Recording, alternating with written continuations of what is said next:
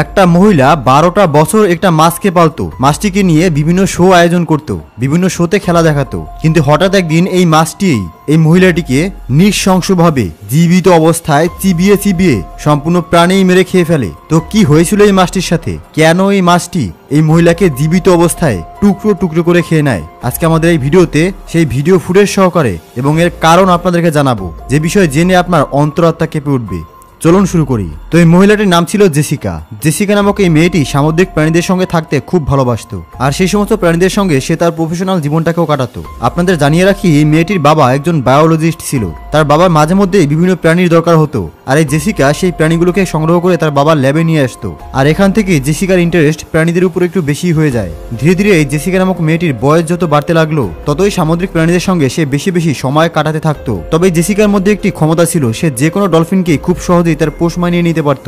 ধীরে ধীরে জেসিকা নিজের রিসার্চ কাজ চালিয়ে যাওয়ার জন্য প্রচুর মাছেদের সঙ্গে সময় কাটাতে শুরু করে। 19 বছর বয়সে সে একটি ডিগ্রিও পায়। ধীরে ধীরে জেসিকার এই ডলফিনগুলোর সঙ্গে তার সম্পর্ক আরো বাড়তে লাগলো। দেখতে দেখতে 21 বছর বয়সে এমন একটি কাজ করে বসলো এই মেয়েটি, যা দেখে গোটা বিশ্ববাসী হতবাক হয়ে যায়। পৃথিবীর সব থেকে বড় মাছের শোয়ের একটা ট্রেনার হয়ে গেল এই মেয়েটি। একটা ডলফিন মাছ যেটার ওজন 5000 কেজির থেকেও বেশি, যেটা লম্বায় 3-4টে মানুষের সমান, তাকে নিয়ে ট্রেন করতে হতো এই মেয়েটিকে। এমনই একদিন এই মেয়েটি শোতে যায় এবং সেখানে তার পোষ মানানো মাছও আসে। এবং এই শো চলাকালীন সময় ঘটে যায় এমন এক ঐতিহাসিক ঘটনা, যা দেখলে আপনিও আটকে উঠবেন। দেখুন, এই ডলফিন মাছগুলোকে দেখতে খুবই কিউট লাগে, কিন্তু এদের মুড যখন তখন ঘুরে যায়। এরা কখনো কখনো আপনার সঙ্গে খুবই ভালো ব্যবহার করবে, আবার কখনো কখনো আপনার সঙ্গে খুবই খারাপ ব্যবহারও করবে। সেদিনকার শোতে জেসিকা মাছটিকে যা কিছু করতে বলছিল, মাছটি কিন্তু তা করে দেখায়নি। জেসিকা ভালো করেই বুঝতে পেরেছিল যে মাছটি আজ তার কথা শুনছে না, কিন্তু তারপরও ওই শোয়ের ম্যানেজার যে ছিলেন, সে জোর করে জেসিকাকে পরবর্তী আরো একটি শো করানোর জন্য ওই মাছটির সঙ্গে পাঠিয়ে দেয়। আর সে লাস্ট শোটি দেখার জন্য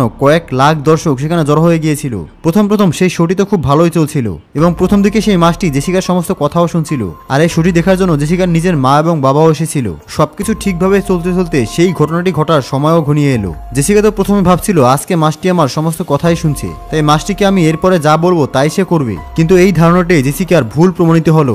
মাছটির উপরে সে উঠে বেড়ায় এবং মাছটিকে বলতে শুরু করে যে আমাকে গোটা সুইমিং পুল ঘুরিয়ে নিয়ে আসো। মাছটি প্রথমে তো সুইমিং পুলে ঘোরাচ্ছিল বটে, কিন্তু এরপরেই হঠাৎ মাছটির মুড পরিবর্তন হয়ে যায়। কোনো ওয়ার্নিং না দিয়ে জেসিকার সমস্ত শরীরটাকে চাবাতে শুরু করে মাছটি। হঠাৎ করে এই মাছটি জেসিকাকে মুখের মধ্যে ভরে নেয়, আর এই ভয়ঙ্কর দৃশ্য দেখতে পেয়েই চিৎকার করে কাঁদতে শুরু করে দর্শকরা। সেখানে থাকা সমস্ত মানুষ নিজের চোখেই দেখতে পাচ্ছিল সেই দৃশ্য। প্রথমে কিছু মানুষ ভেবেছিল হয়তো এটা অ্যাক্টিং এর কোনো ছোট একটা পার্ট, কিন্তু তারপরে এই শোর ট্রেনারগুলো দৌড়ে চলে আসে সেই জায়গায়। শো চলতে থাকা সমস্ত লোক ভয়ে দৌড়াতে শুরু করে সেখান থেকে।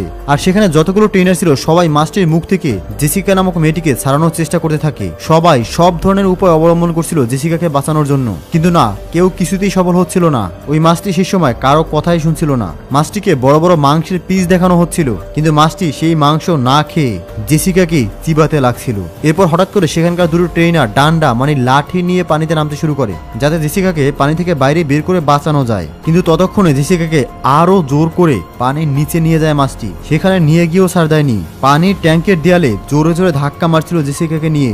আর এই ধরনের ডলফিনগুলোর মুখ এতটাই শক্তিশালী হয় যে সেখানে কেউ যদি আটকে যায় তাহলে তাকে বের করা অসম্ভব। জেসিকাকে এত জোরে চিবিয়েছিল এই মাছটি, যার কারণে জেসিকার ফুসফুস ছোট হয়ে যায় এবং লিভার অত্যন্ত ক্ষতিগ্রস্ত হয়ে যায়। জেসিকার প্রচুর হাড় ভেঙে যায় স্পটেই, আর সুইমিং পুলের সমস্ত পানি লাল হয়ে যায় জেসিকার রক্ততে। এরপরে হাইড্রোলিক মেশিন নিয়ে আসা হয়, আর জোর করে সেই মাছটিকে পানির উপরে নিয়ে আসা হয়। তারপরে জেসিকাকে সেখান থেকে উদ্ধারও করা হয়, কিন্তু ততক্ষণে অনেকটা দেরি হয়ে গিয়েছিল। তৎক্ষণাৎ অ্যাম্বুলেন্স ভাড়া করে ডাক্তারের কাছে নিয়ে যাওয়া হয় জেসিকাকে, কিন্তু ডাক্তাররা জেসিকাকে মৃত বলে ঘোষণা করে দেয়। প্রথমত পানির নিচে জেসিকা কোনো শ্বাস প্রশ্বাস নিতে পারছিল না, দ্বিতীয়ত শরীর থেকে প্রচুর পরিমাণে রক্ত বেরিয়ে গিয়েছিল, যার কারণে অন দ্য স্পট সে সেখানেই মারা যায়। এই ঘটনা ঘটার পরে সেই পার্কের সম্পূর্ণ দরজা সারা জীবনের জন্যই বন্ধ করে দেওয়া হয়। আজ পর্যন্ত এই পার্ক খোলা হয়নি। তবে এই ঘটনা আমাদেরকে শিক্ষা দেয় যে পশু প্রাণীকে যতটাই পোষ মানানো হোক না কেন, তাদেরও মুড সুইমিং হয়, তাদেরও মনের মধ্যে অনেক কিছু চলতে থাকে। তাই পশু প্রাণী নিয়ে যারা খেলা দেখায় বা পশু প্রাণী যারা পালন করে, তাদেরকে অবশ্যই আরো বেশি সচেতন এবং সাবধান হতে হবে। পশু প্রাণীর মুড বুঝতে হবে। যখন তখন কোনো ভয়ানক হিংস্র প্রাণী নিয়ে ছেলে খেলা করা যাবে না, এতে করে প্রাণের সংশয় রয়েছে। তাই এই ঘটনা আমাদেরকে শিক্ষা দেয় সবসময় সচেতন থাকা উচিত। তাই ভিডিওটিকে শেয়ার করে অন্যদেরকে দেখার সুযোগ করে দিন। জেসিকার বিষয়ে আপনার মতামত থাকলে তা অবশ্যই কমেন্টসে লিখে জানাবেন। ধন্যবাদ।